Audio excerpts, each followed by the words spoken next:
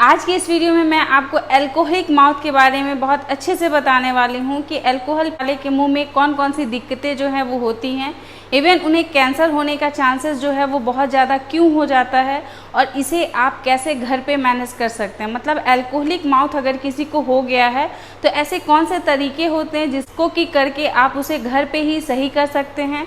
बहुत ही कम चांसेस होते हैं कि ऐसे अल्कोहलिक माउथ को आपको डेंटिस्ट से दिखाने की ज़रूरत होती है। तो इसीलिए वीडियो को अंत तक जरूर देखिएगा। वीडियो पूरा देखने के बाद भी अगर आपके मन में इससे रिलेटेड कोई भी क्वेश्चन आता है, कोई डाउट होता है तो कमेंट जरूर कीजिएगा, बहुत जल्दी इसका आंसर करेंगे। हेलो दोस्तों, कैसे हैं आप सब। मैं आपकी डॉक्टर ज्योति पांडे। जो लोग भी अल्कोहल का कंजप्शन बहुत ज़्यादा करते हैं तो उन लोगों के मुंह में ऐसी बहुत सारी जो चीज़ें हैं वो अपने आप से कन्वर्ट होने लगती हैं, कुछ अलग टाइप की डिजीज़ जैसी कंडीशंस जो है वो दिखने लगती है।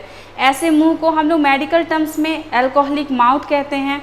तो ये अल्कोहलिक माउथ जो होता है वो किस तरीके से होता है, क्या क्या उनकी चेंजेज आती हैं उनके माउथ के अंदर, हम लोग एक एक करके पॉइंट्स में समझते हैं। सबसे पहला जो लक्षण होता है जो उनके मुंह में दिखाई देता है वो होता है ड्राइनेस ऑफ माउथ का। मुंह जो है बहुत सूखा सूखा सा रहेगा, क्योंकि अल्कोहल पीने की वजह से मुंह में सलाइवा जो है वो बहुत कम बनने लगता है और ये सलाइवा के प्रोडक्शन अगर कम होगा तो आपका मुंह जो है वो ऑटोमेटिकली जो है वो सूखा सूखा सा महसूस होगा, जिससे आपको बहुत ज़्यादा अनकंफर्टेबल फील हो सकता है किसी से बात करने में, खाना को खाने में, चबाने में, इवन डाइजेस्टिव इश्यूज़ जो है वो भी बहुत ज़्यादा हो सकती है। सेकेंड जो लक्षण जो उनके मुंह में दिखाई देता है वो होता है गम डिसेशन का, या फिर जिसको कि हम लोग जिंजीवाइटिस या फिर पेरियोडोंटाइटिस भी बोल सकते हैं।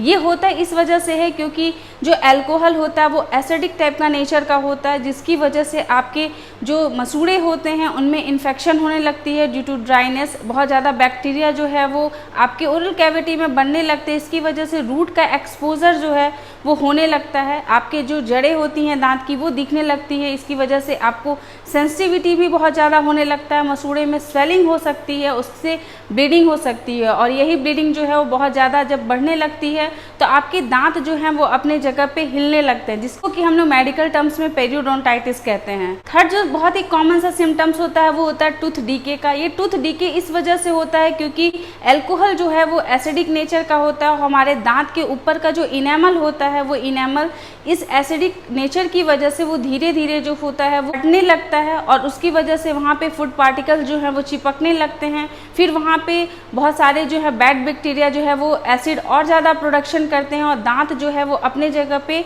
टूटने लगता है, या ये कह लीजिए कि वहाँ पे कैरीज जो है वो बनने लगता है। बहुत ही कॉमन आप सुने होंगे कि जो लोग भी अल्कोहल का कंजप्शन बहुत ज़्यादा करते हैं उनमें ओरल कैंसर होने के चांसेस बाकी लोगों की अपेक्षा 20 से 30% जो है वो ज़्यादा होते हैं। वो इसी वजह से होती है क्योंकि मुंह के अंदर की जो चेंजेस होती है वो बहुत ज़्यादा होने लगती है। अल्कोहल जो है वो किसी भी तरीके से हार्मफुल ही होता है, चाहे वो हमारे ओरल कैविटी के लिए हो या फिर बाकी जो बॉडी पार्ट्स जो होते हैं, जो ऑर्गन होते हैं उनके लिए हो। तो अल्कोहल जो है उसके कंजप्शन अगर आप बहुत ज़्यादा करते हैं, एक उचित मात्रा से ज़्यादा अगर डेली बेसिस पे करते हैं तो इससे ओरल कैंसर के चांसेस बहुत ज़्यादा हो सकते हैं।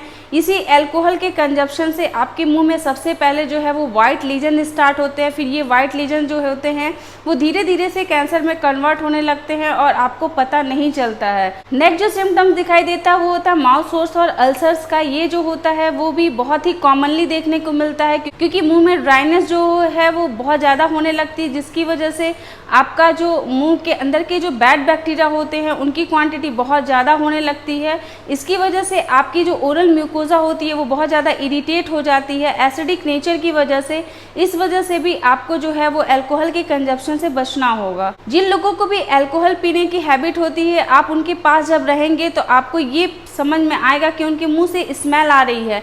ये ड्यू टू जो है वो ड्राइनेस की वजह से होती है और बैड बैक्टीरिया की बहुत ज़्यादा एसिड प्रोडक्शन की वजह से होती है।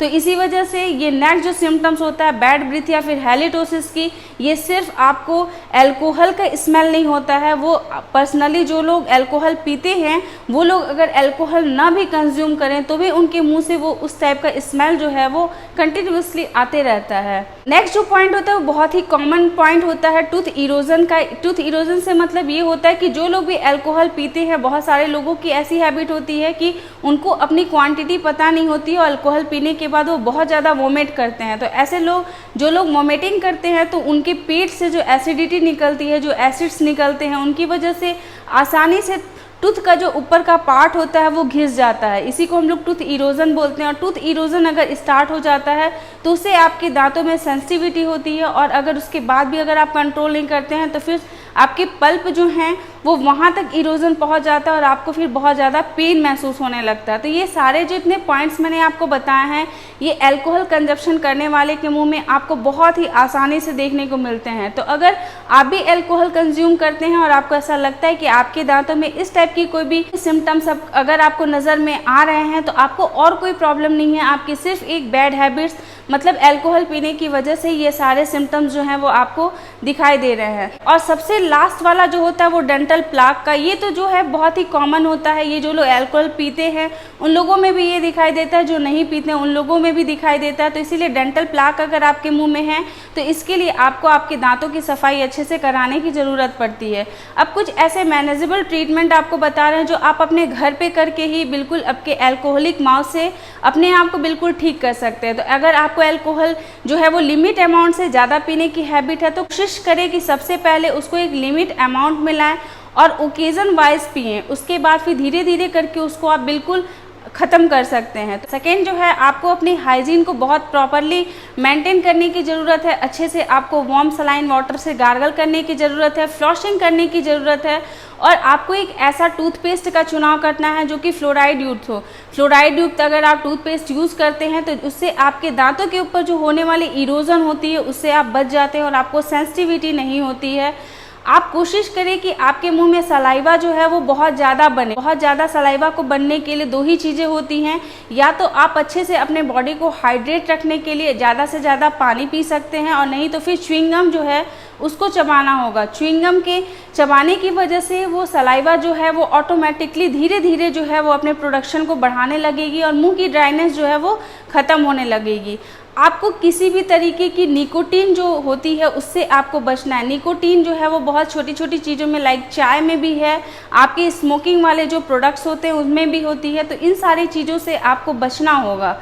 आपको एक ऐसे माउथ वॉश का भी चयन करना होगा जो कि डिसेंसिटाइजिंग हो या फिर वो फ्लोराइडेटेड हो। ऐसे माउथ वॉश का यूज़ करने की वजह से भी मुंह के अंदर होने वाली जो सेंसिटिविटी है या फिर पल्प में जो होने वाला पेन है उससे आप बच सकते हो। और सबसे लास्ट और बहुत ज़्यादा इम्पॉर्टेंट है कि आपको हर 3 से 6 महीने के बाद अपने पास के डेंटिस्ट होते हैं उनके पास जा कर के आपको दिखाने की ज़रूरत है कि आपकी ओरल कैविटी के अंदर कौन कौन सी चेंजेस आ रही हैं। आई होप कि आप ये समझ गए होंगे कि अल्कोहल पीने की वजह से आपके मुंह में जो अल्कोहलिक माउथ जो है वो डेवलप होता है, जिसकी वजह से बहुत सारी चीज़ें चेंजेस होती रहती हैं। उससे आप अपने आप को कैसे बाहर निकाल सकते हैं, कैसे आप डेंटिस्ट की मदद ले सकते हैं। अगर ये वीडियो मेरा अच्छा लगा हो तो लाइक ज़रूर कीजिएगा और ऐसे लोगों के साथ शेयर ज़रूर कीजिएगा जो लोग बहुत ज़्यादा अल्कोहलिक प्रवृत्ति के हैं। आपके साथ हर छोटे से छोटे इन्फॉर्मेशन को शेयर करते रहेंगे, लाते रहेंगे नए नए वीडियोस। तब तक के लिए अपना ध्यान रखिएगा, अपने आसपास के लोगों का ध्यान रखिएगा। Take care, bye bye.